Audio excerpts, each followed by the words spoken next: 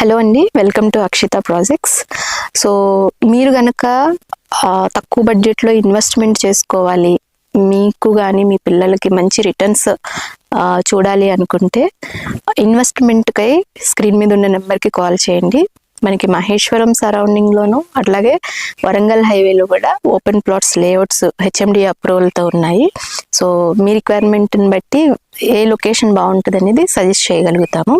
So ఈరోజు మనం phase 4 వెంచర్లో ఉన్నాము, మహేశ్వరం లొకేషన్లో.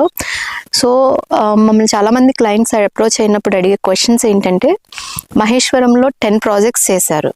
సో జనరల్గా ఏ కంపెనీ అయినా 1 or 2 వెంచర్స్ ఒక లొకేషన్ చేస్తే మళ్ళీ లొకేషన్ షిఫ్ట్ అవుతారు, లేదా వేరే లొకేషన్ అట్లా చేస్తూ ఉంటారు.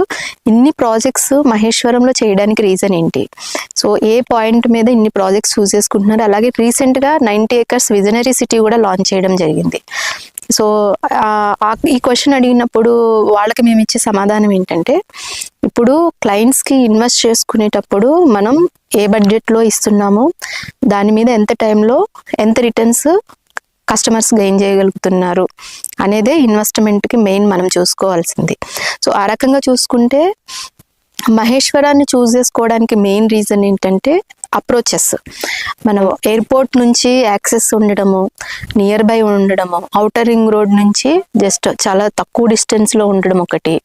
అట్లాగే మీరు ఇంతకు ముందు చూసుకుని ఉంటే శ్రీశైలం హైవే తుక్కుగూడ బాగా డెవలప్ అయింది. సో తుక్కుగూడ తర్వాత మళ్ళీ అంతకు మించి మనకి మహేశ్వరం సరౌండింగ్లో ఇన్ఫ్రాస్ట్రక్చర్ వచ్చే అవకాశం ఉంది. ఎలా అంటే మనకి యాక్సెస్ చూసుకుంటే outer ring road exit 14 Tukkuguda నుంచి కానివ్వండి, ఎగ్జిట్ 15 పెద్దగోల్కొండ నుంచి, అట్లాగే మన బెంగళూరు హైవే, ఈ 2 హైవేస్, బెంగళూరు హైవే శ్రీశైలం హైవేకి మళ్ళీ మనకి వర్టికల్గా ఈ ఎగ్జిట్ 15 పెద్దగోల్కొండ మన్సాన్పల్లి రోడ్ కూడా కనెక్టివిటీ ఉంది. సో మెయిన్ ఒక లొకేషన్ డెవలప్ అవ్వాలి అని అంటే చూసుకోవాల్సింది కనెక్టివిటీ. ఆ రకంగా చూసుకుంటే ఇప్పుడు నేను ఫస్ట్ చెప్పినట్టు ఎయిర్పోర్ట్ యాక్సెస్ కూడా చాలా మెయిన్ కీ రోల్ ప్లే చేస్తుంది ఈ మహేశ్వరం సరౌండింగ్ డెవలప్ అవడానికి.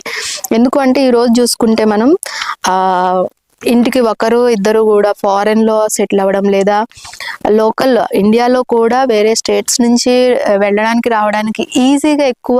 ఇంతకు ముందుతో కంపేర్ చేసుకుంటే ఫ్లైట్ యూసేజ్ అనేది ఎక్కువైంది. సో హైదరాబాద్ సిటీలో చూసుకుంటే ఎస్పెషల్లీ ఈ మనంతా ఫ్లైట్ జర్నీ చేసి మళ్ళీ ఒక 2 hours 1.5 hours సిటీలో ట్రావెల్ చేయడానికి ఎవరు ఇష్టపడట్లేదు. మెయిన్ ఇది రీజన్ అండి. తుక్కుగూడ కానివ్వండి, శంషాబాద్ కానివ్వండి, ఈరోజు మహేశ్వరం కానివ్వండి, ఇంత డెవలప్ అవ్వడానికి మెయిన్ రీజన్ అది.